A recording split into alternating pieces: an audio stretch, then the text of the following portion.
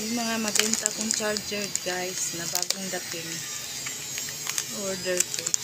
Mabilis maubos para sa mga Android phone to guys. Ito yung bagong order ko kasi mabilis maubos. Ito yung dati kong charger. Ito na lang yung natira, tsaka yung headset. Dami kasing nagsi-cellphone, kaya palaging mabenta yung mga charger guys. Dagdagan ko pa ito ng mga type C na charger. Yan. Fast charging ito guys. Mga mabilis mag-charge. Yan, ito na lang. Kaya maganda siya idagdag sa mga tindahan guys. Kasi halos lahat na may cellphone ngayon, kahit bata pa. Ito, laki ng kita pag nagbibenta ka ng mga charger. Sa TikTok shop lang to guys. Nirepack ko lang to.